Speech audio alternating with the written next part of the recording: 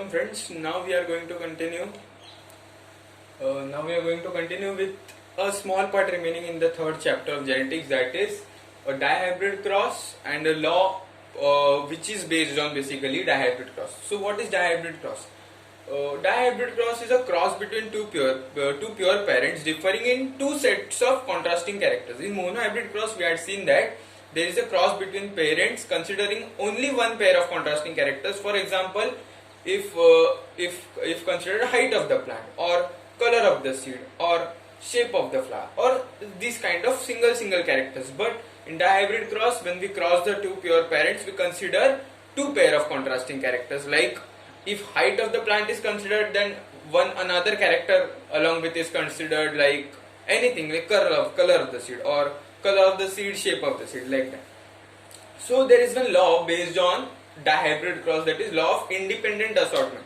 What does this law says? That when the characters are transferred from one generation to another, the characters, if two characters are considered, like for example character 1 and character 2, like character 1 suppose is height of the plant, or suppose color of the seed, and another character that we have considered in dihybrid cross is shape of the seed.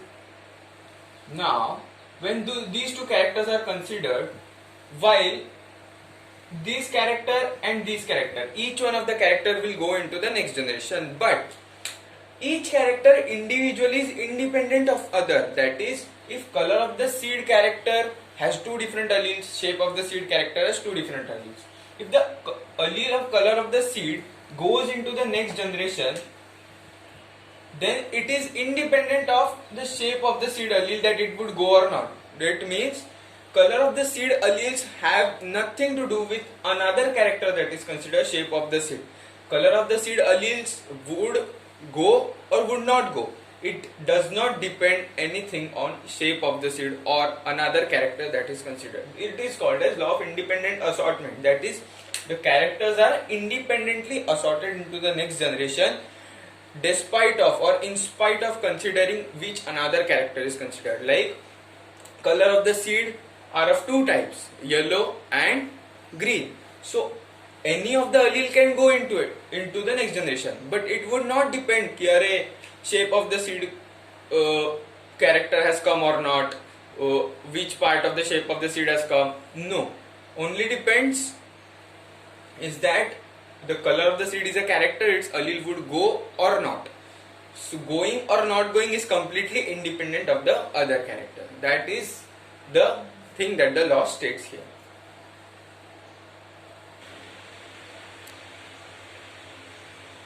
So now let us see one dihybrid cross between two pure parents. The two characters that we have considered is shape of the seed and color of the seed.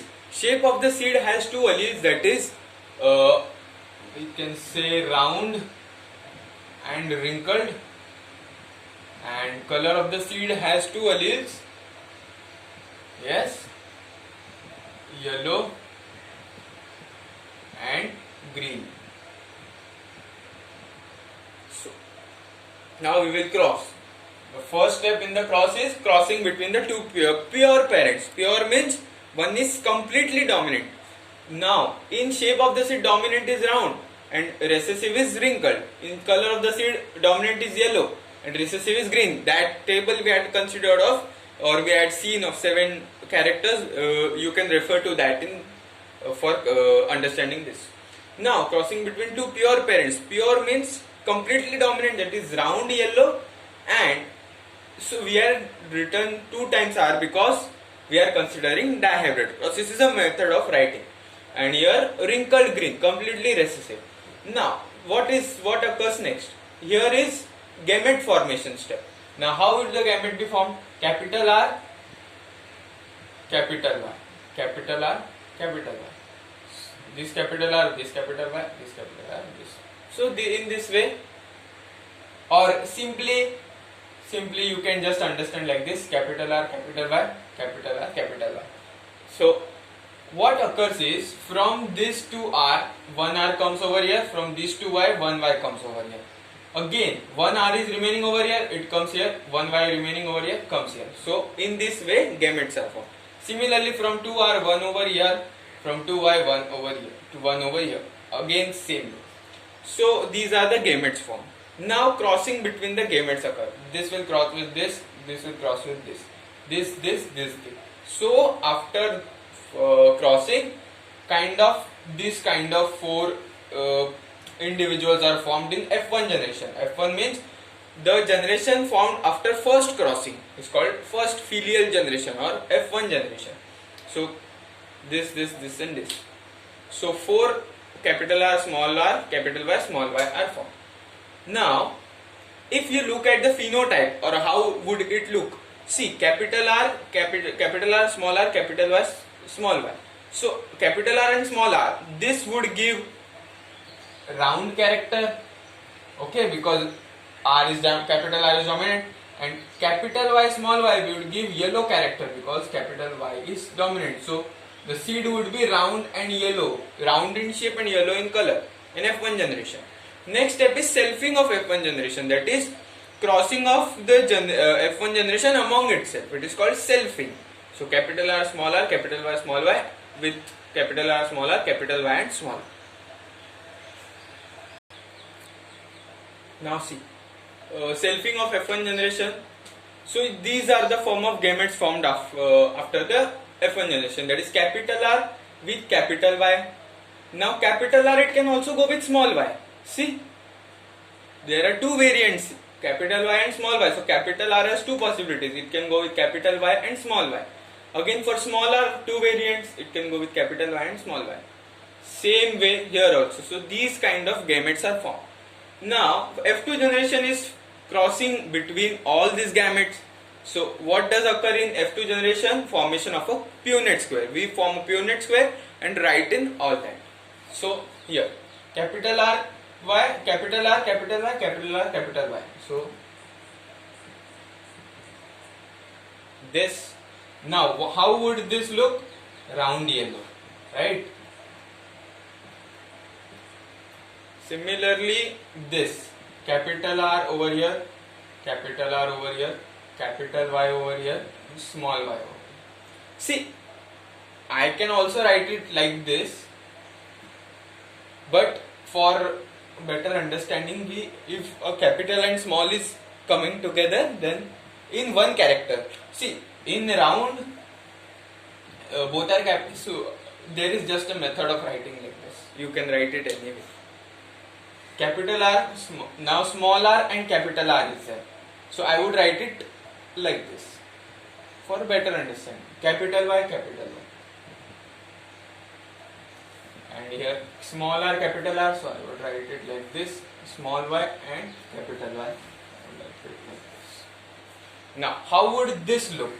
See, capital R means round. Capital Y, small y means also yellow. Capital R, small r means round, and capital Y means yellow. Again here, capital R, small r means round, capital Y, small y means yellow.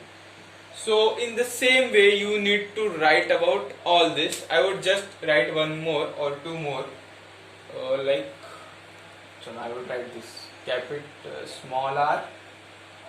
See this over here, small r, capital Y, small r, capital Y. So small r, capital Y, capital Y. Now, how would this look?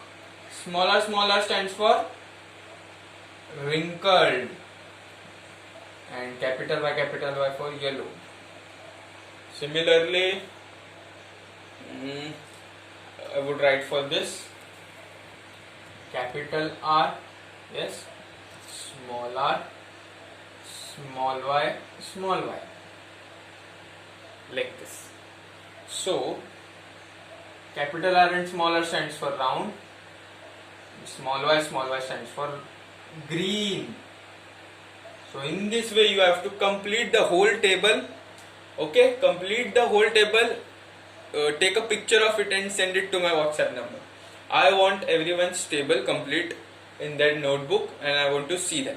Okay, you need to complete this table, and after completing the table, what you need to do is, see, write a phenotypic ratio of dihybrid cross. Now, there are 4 types of phenotypes seen in this, basically. One is round yellow, another is round green, another is wrinkled yellow, and another is wrinkled green. So, from this table, you have to write how many round yellow. See, 4, 4, 4, 4. Total 16 boxes are there. Out of 16, how many are round yellow? Out of 16, how many are round green? Out of 16, how many are wrinkled yellow? And out of 16, how many are wrinkled green? That you need to write, and this would give you the phenotypic ratio. So I need you all to write this down and send me to on our WhatsApp group, or send me personally. To be more precise, send me on my WhatsApp number. Complete this table and complete this. So here we conclude the dihybrid cross. Okay. Now we would see a certain topic, like a small topic which is remaining.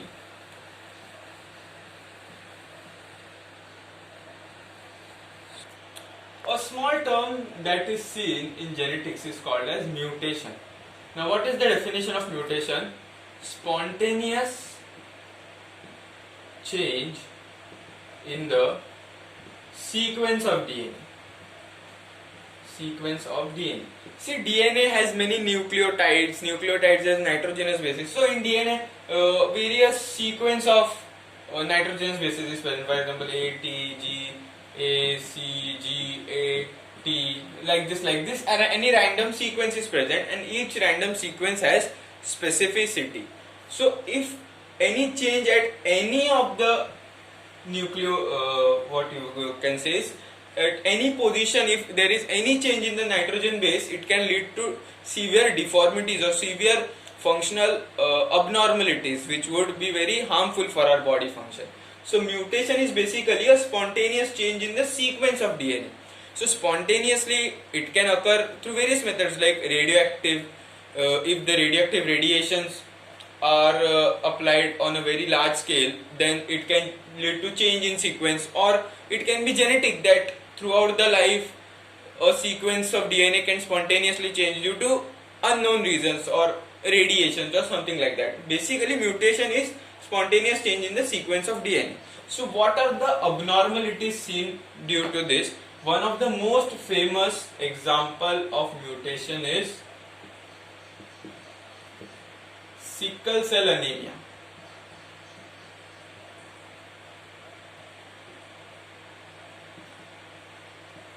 Now first of all, what is anemia? Anemia is decrease in oxygen carrying capacity of the blood.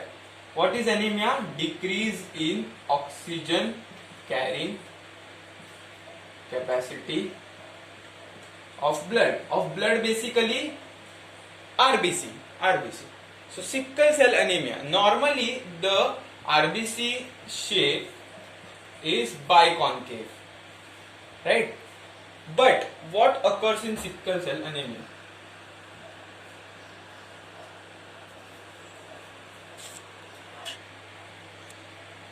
So in sickle cell anemia, what is seen, that the normal shape of RBC is converted into a shape of sickle kind of shape, like this.